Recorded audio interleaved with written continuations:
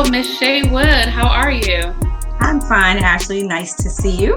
Nice to see you as well. Thank you so much for agreeing to be interviewed for my Spirit Spotlight series, where we talk to Black spirit owners to hear about their journey to owning a spirit in such a competitive market. So I really appreciate you taking the time to chat with me today.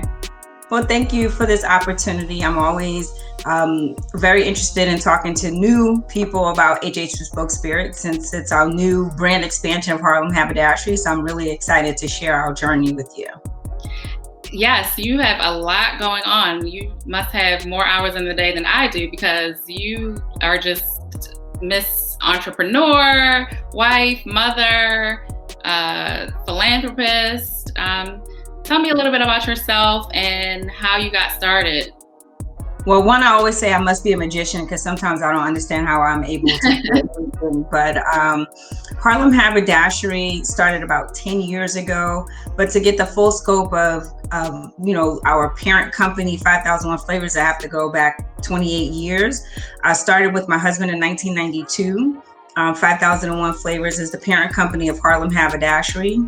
It is a custom clothing and bespoke clothing company. We make and design clothing for personalities in the entertainment industry. So that's for tours, award shows, big screen, small screen, red carpet appearances, for family members, and any and everybody in the entertainment industry loves unique individuality. They love statement pieces. So we make all of those clothing. So we have a fashion/entertainment background. 10 years ago, we wanted to start Harlem Haberdashery, which is the retail expression of 5001 Flavors, still branching out from fashion, getting more into retail instead of just a service industry, but working with people who are not celebrities, but have their own red carpet moment. So still is fashion. But we knew that we wanted to be more of a lifestyle company. So HH Bespoke Spirit is our first brand expansion from fashion and retail into the spirits category. So we're really interested in working and promoting bespoke customization. So as we work with our clients and customers for their celebratory moments in their lives, we also celebrate now with the spirits. So for us, it was a perfect integration into a different category. The product definitely has the same concept that we have in all of our offerings in 5001 and Harlem Haberdashery: unique, bespoke, customized, quality. We like to promote our family-owned business. So of course, all of the family members, love the product and promote it. So it really is about creating a business of transferable business legacy, and trying to really bring in the other generations of our family to support our brand as we grow it. That sounds amazing. I love you're talking about generational wealth. I mean, as Black people as a whole, that is a problem for us. So I love to hear that you are doing that for your future generations of your family. That's amazing. And you are a native New Yorker, right? I am. I was born and raised in Harlem. So was my husband. So we are native New Yorkers, and live in Jersey now, but still have a huge connection to Harlem because a lot of our family members are there. We were both born and educated in Harlem. So it really is about kind of coming back to where I always say my husband got his fashion sensibility and where, I was raised. So it's important for us to have our first store in Harlem Haberdashery, even if, we plan to kind of branch out into different retail areas and cities, possibly. Harlem will always be home to us. And I saw that your store is in Malcolm X's old house. How did that come about? So unknowingly, it happened. I grew up on Lenox Avenue, maybe about 20 streets away from where the store is. And so that building has always spoken to me somehow. For many years, it was abandoned. It's a 5-story building, and it had a tree from the basement all the way to the roof growing through it. Wow. And so when the revitalization of the community was happening and someone brought it, and I saw kind of the progression of the building coming back to life, it was designated as a landmark. It was renovated. It has full floor residences. It was beautiful. And so when Guy and I decided to branch out from 5001 and it was a retail space, I was like, I love it. I love the mixed use that has a residential. So it has like soul in the building. It's a family owned and operated boutique. We're able to style it kind of like as a brownstone. We have a beautiful backyard court. So it was kind of the perfect space to base the Harlem Haberdashery vision that we had about creating a retail store that will branch out into lifestyle. So it kind of was the perfect space. It's about 2 blocks away from 125th Street, which is the main thoroughfare and of business uptown in Harlem. So it was the perfect opportunity. It's very convenient to all train lines, transportation hubs. So it was kind of like the perfect place. And so the bonus was to learn that that was previously Malcolm X residence. And that was something that was kind of a sweet surprise. Yeah, I can, even as you're talking, like I can see all the people walking. I can see just the activity in New York when we're really able to travel again freely. I'll have to come visit you. That's easy. We love visitors, and unfortunately, that social part of our business has not been what it could be. We're very active in the community. Like I said, we're a family-owned and operated boutique, and we honestly believe that there's a commitment, a social responsibility to give back to Harlem instead of just being a business that consumes. You have to support Harlem through our 501c3 Take Care of Harlem. We have different community drives that harness community power, donation, and we benefit a lot of local organizations that are community partners with our philanthropic work. So that's important to us too. Unfortunately, that social aspect of our business, unfortunately has to take a backseat to the pandemic and dealing and making sure everyone's safe. But we'll be back next year with all of our regular programming. As you know, we help to raise awareness about Harlem, its needs, and our support of it. Awesome. I love Harlem, so I'm definitely gonna have to come visit when I'm in New York next. Tell me how you decided on the rum, gin, and vodka for HH Bespoke. Like, are those your favorite spirits? And then the process for getting those started. Well, we wanted 3 products to come at one time because we wanted a collection. And we feel like each product stands on its own, but it also makes a great collection for a bar, or for classic cocktail is optimum. For most of the classic cocktails, those are the kind of the basic products that you need. And so we wanted as diverse of products that we could offer at one time.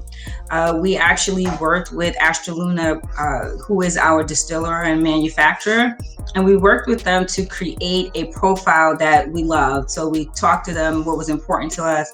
We designed the bottle, just trying to make sure that even if you don't know us as Harlem Haberdashery of 5001, when you see it, you can see kind of the fashion intent.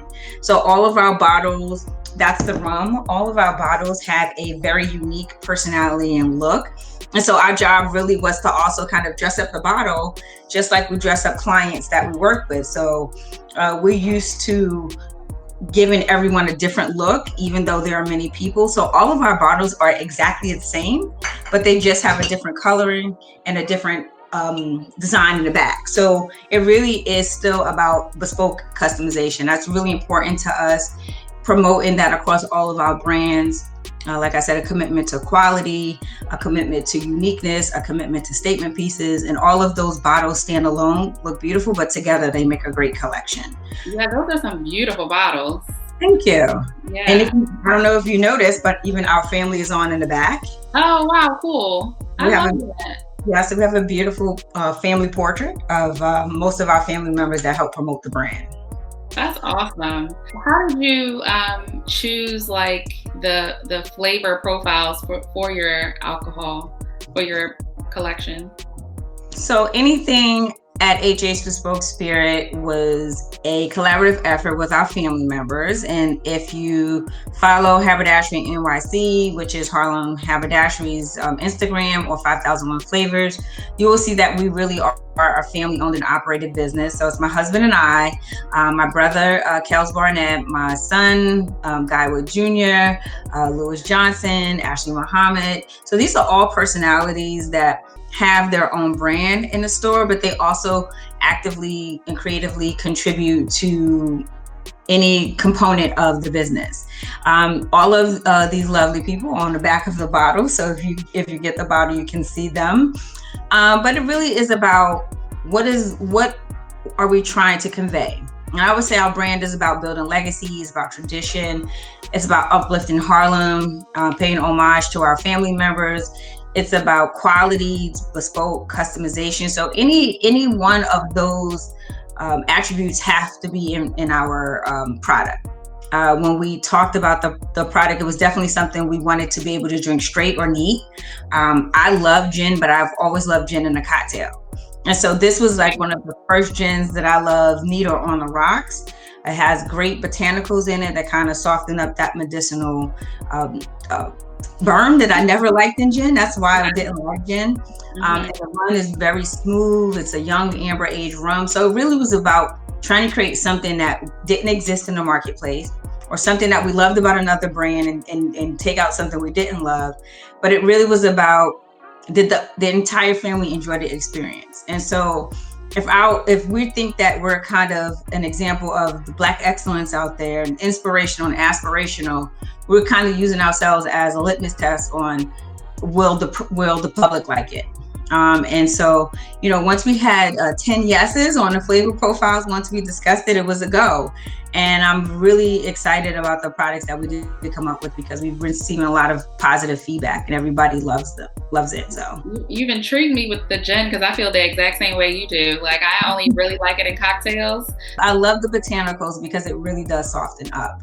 And it's very fragrant, and that's something that I had never experienced in gin. So that's why, surprisingly, now I'm probably a gin lover just because of our product. Oh, I love that, because, not only do you have to sell your product, but it's great that you also love it, which I'm sure you sell it as well. Okay, so you met your husband in college and you guys started 5001 Flavors in your dorm room. How has that experience weathered on your marriage now? Because I assume you weren't married in college. You guys got married after you started the business. So how has that sort of shaped your marriage and your relationship? Well, surprisingly, the company was our first child. You really do have to nourish the business like it's something that you care about, and you have to protect it. It has to come first. You have to talk about it all the time. You have to strategize. You have to feed it. It takes a lot of expenses to run a business, and you really do have to have the love for what you do. And I do love being an entrepreneur. I love creating my own economy. I love being responsible for my own time. I love creating something out of nothing. So I knew I always wanted to be an entrepreneur. I'm probably a little bit more administrative, organizational. So I'm glad that Guy and I partnered up, because he's very creative, and it's easy to kind of sell a service, but when you have a creative aspect to it, it becomes a whole nother art form, and I really didn't realize the impact of what we were doing until maybe 10 years in, because the first, few years you're just grinding, you're trying to, be profitable, you're trying to increase your referral base, because like I said, it wasn't, social media wasn't there. So you kind of had to hustle a little bit differently. And so you're really not realizing the impact. And then as our artists started to really, come up on the charts and diversify and get into film and cross over and do all types of other things that I couldn't even imagine.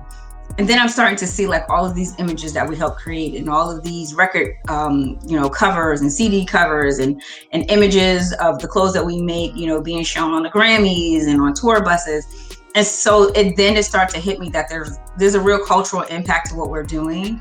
And so the success of my business is the success of my clients, and how well they are literally able to go from obscurity to fame, and talking to, an artist when they literally don't have a deal, and they're asking you to please, could you give me 10 looks because I have to do this, this promo before I get a deal, and then working with them when they're kind of mega superstars. And that's really rewarding.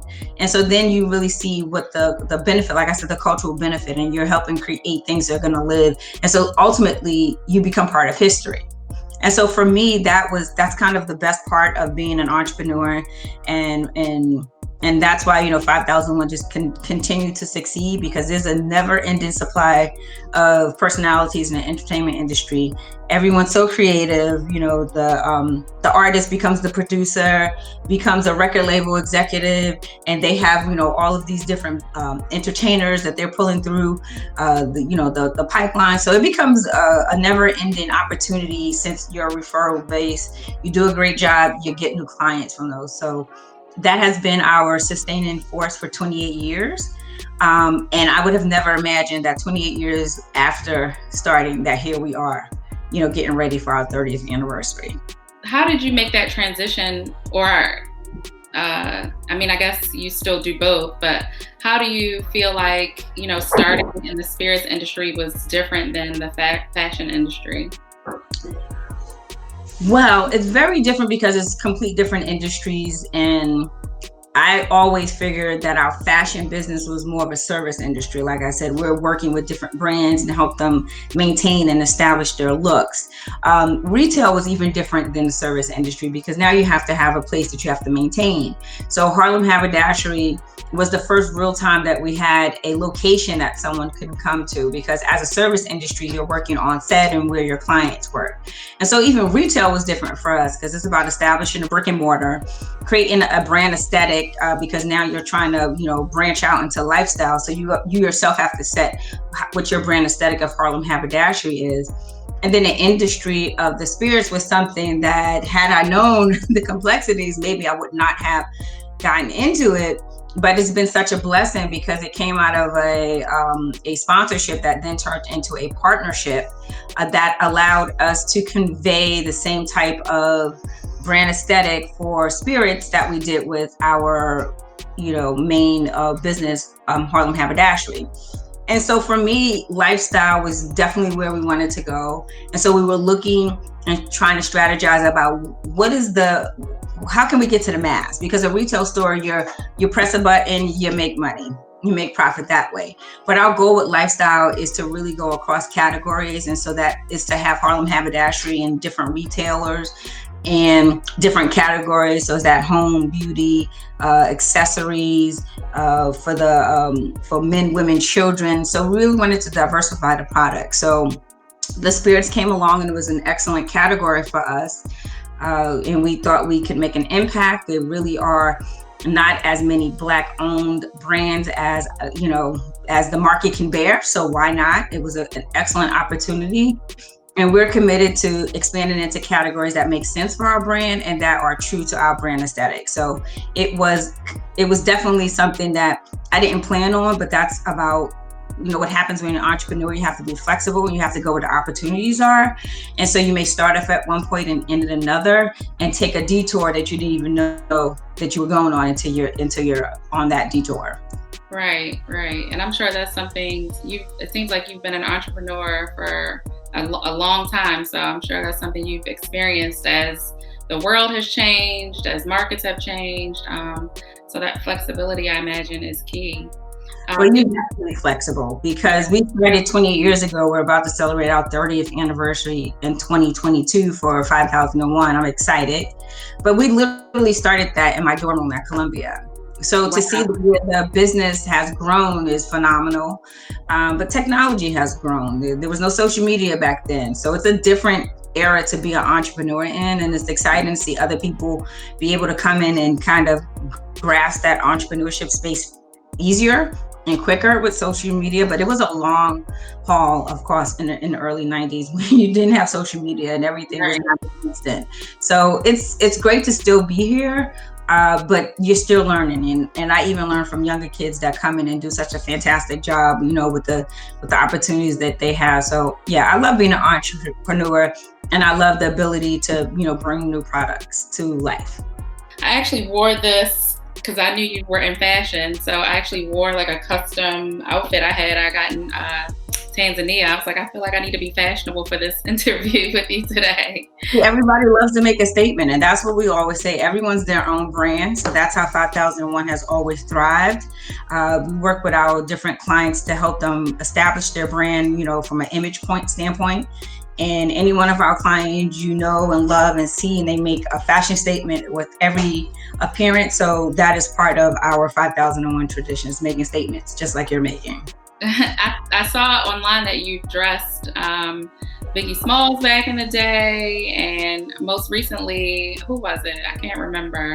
So we've pretty much done everybody. So starting in the 1990s, we did work with Puff, even when Puff was at Uptown Records. Biggie Smalls was one of his, well, that was Biggie Smalls' name before. He had to change it to Notorious B.I.G, so I always call him Biggie Smalls. He was, you know, a client before he had a deal. Most of our clients, we often work with, I say, from obscurity to fame. And we've worked with Usher like that from, you know, before he had a deal to now. We've worked with basketball players their entire careers. Daddy Yankee is very popular right now. He's one of our big clients, DJ Khaled.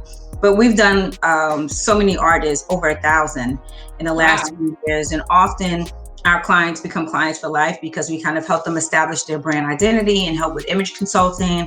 So as they cycle through different stylists and opportunities and diversify their careers, we still work with them because we have an ongoing relationship as we help them establish their image. And so we do understand how that customization and bespoke clothing is so important to people because there's certain design intelligence that comes with that and helping each client define a look that's specific to them.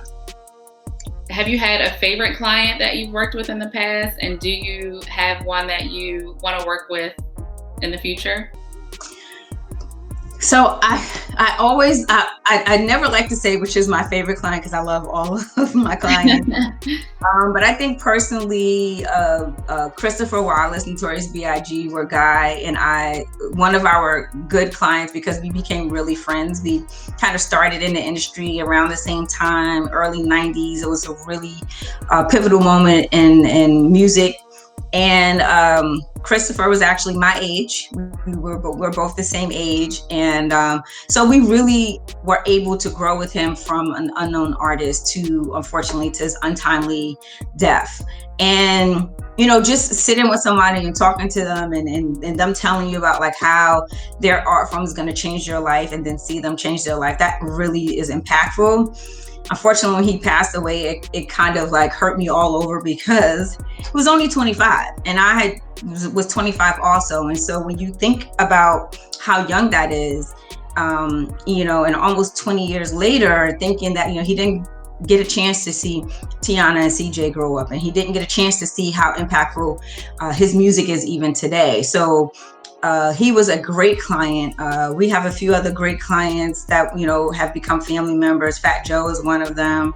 And I think now for us, it more so is about our family and you know, and building our brand. So we're not as, you know, just working on 5001. So we have so many different things to do. But each one of our clients really holds a special place in our heart because we've watched them, like I said, literally grow their careers and build brands around, you know, their creativity and their talent. So as much as I love all of them, I do have a few favorites, but I don't like to say too much.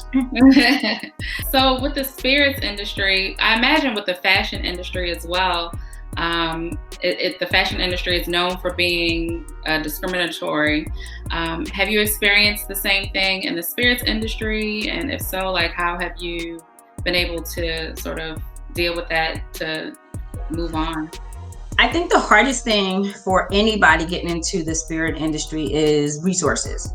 Access to capital, access to resources, industry professionals. Unfortunately, it is an old boys club. And, you know, I went to an Ivy League school, so I understand that mentality. I understand that it's hard to break the tradition. It's hard to break people's patterns of networking and how they access their you know, new brands and new talent. And so it's really hard for you to get a leg up in an industry that's kind of already settled. And is there room for me? Is there room for another great product? I mean, the market is wide open, but really not having those marketing dollars behind you that the big brands have make distribution a little bit harder, to be very truthful. We are a small maker. We are considered a small maker. And so our ability to get a distribution deal was not as easy as if you have marketing dollars or if you have a pre-existing relationship with a distributor. So, you know, at one point it's like, do you self-distribute or do you go with a smaller distribution company that doesn't really have the ability to do what you need it to do? So it's a slower growth, and that's fine. It's a harder growth because you're doing a lot more grassroots, independent working of your label, which is fine. But it would be nice to kind of get a leg up sometimes because what you're doing is constantly knocking down doors. I'm not a salesperson, but you know, being an entrepreneur, if you have to wear that salesperson hat that day, that's what I am. You know, if I have to clean up one day, I'm the janitor. And so you have to do everything when you're an entrepreneur in order to get your business to succeed. But for me, it really is about not having the resources, the financial resources, and like I said, the industry professional access to kind of take our brand from 0 to like 100. So unfortunately, we're building, you know, but so are other Black-owned businesses and brands, and they'll tell you the same thing. It's the inability to kind of, you know, have that dollar behind you, those marketing dollars, those mega sales people that can call and get placement instantly. So you're knocking one door at a time, you're knocking liquor store at a time, or another venue, or you know, or another production, you know, space, any place where you can get in. So it really is it's a lot more hustle than I thought it would be. But you know, the blessing is that now there's a lot of spotlight being shined on Black-owned business, which is great. My request is always that people now include Black-owned businesses as part of their regular buying pattern and not just as part of a protest. I think there are some great products, there's some great services, there's some great creatives out there that are doing fantastic things. And we also have to get outside of our patterns and try something new if we're committed to uplifting, you know, Black-owned businesses. Yes, and I completely agree. I supported Black businesses sort of before all, you know, this most recent uproar. I made it a part of my life, but I'm even more determined now to support Black businesses, including the spirits that I drink. And so I compiled that list of over 70. And I had no idea there were that many spirits, Black-owned spirits. Yeah, we just have to do a little bit more research. You may have to walk a little bit further, you know, to access their products. But you have to at least have it in your mind and spirit that this is what I'm going to do. And there's, like I said, there's some good products out there. Just got to, you know, give us Black-owned businesses a chance. Absolutely. Is there anything you would have done differently in the spirits business up until this point? I can actually say no. I'm never one to think about regrets. I mean, what I would like to do is probably move a little bit more strategically and expand a little faster than I am expanding. And so I believe that all of that is coming. So I'm just gonna, you know, take my time and learn the industry. One thing is that I didn't necessarily research it as thoroughly as I would have. The opportunity just came and we kind of ran. So I was kind of building the airplane while I was driving it, and that's okay. That's not ideal for everyone. But this is not our main business. So I'm also trying to build and strategize for our other businesses and still make sure this new expansion is you know, protected and grows. So I guess the only thing I would do is more future thinking is and more forward thinking is like to try to strategize to move it along a little quicker. How do we get your product onto more shelves? Like you mentioned, your distribution. How does that work? Like where are you distributed right now? So right now we are distributed with LibDib, or Liberation Distribution. It's a smaller distribution area than I would like, but it's a fantastic partner for us because it's allowed us to be in the market and compliant. Like I said, since we are a small maker. Right now we are distributed in New York, Florida, California, Colorado, Illinois, and Wisconsin. And those are the states. Yeah, those are the states that have come aboard. We don't have placement in all of those places because some of those states are just available. So what we are absolutely looking for is new retailers. What is your favorite retailer? Please, look me up. I'm Shay Wood on all social media. DM HH Bespoke Spirit. Let us know who's your favorite retailer. Let us know where we should be. If you're a retailer, reach out to us. So it really is about getting people to understand our story through our pre-existing brand, 5001 in Harlem Haberdashery. We're really connecting with the retailers and customers throughout the states that we're in, but also other states that we're coming to, so that we can be the first wave of distribution.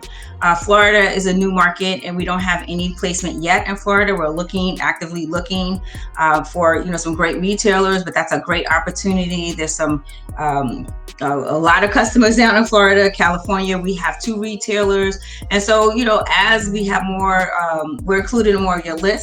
We're included in different conversations. The opportunities for retailers to see us is there, and we're able to bring them aboard through LibDip, and ship, and promote, and help each other build traffic, sales, and impressions. Yeah, I mean, it's available on your website as well. I went to buy it, but then Maryland doesn't allow that, so. Don't worry about that. I'm going to send it to you. Several of our online retailers, we are allowed to ship. We have Warehouse Wine and Spirits listed on HH Bespoke Spirits on our locator, and we are able to ship to 23 states with them, and through Caspers.com, we're able to ship to 48 states. So the opportunity is there. I know shipping is an extra expense, but until we're able to get wider distribution, you can get it through those 2 outlets. Yeah, and I think if you really are interested in supporting Black-owned businesses, then a few extra dollars for shipping should be okay. And in New York, we have a wonderful group of restaurants that also carry HH Bespoke Spirit. A lot of our restaurant partners infuse our products into their food. We have a vendor that makes a lemon vodka cake. Our rum is included in caramel rum sauce in Harlem Chocolate Factory in New York. We have an ice cream with Sugar Hill Creamery in New York, made up from the rum. So we have a lot of different food partners that infuse it, not just the liqueurs, but we have a lot of, you can also taste HH Bespoke Spirit at a lot of restaurants in Harlem: Red Rooster, Melba's, Lolo's Seafood Shack, Veneteria, Barrow. So even if you're coming to New York or in New York, you can, look for us in local uptown eateries. Check out our website. We have where we're served and where you can buy us.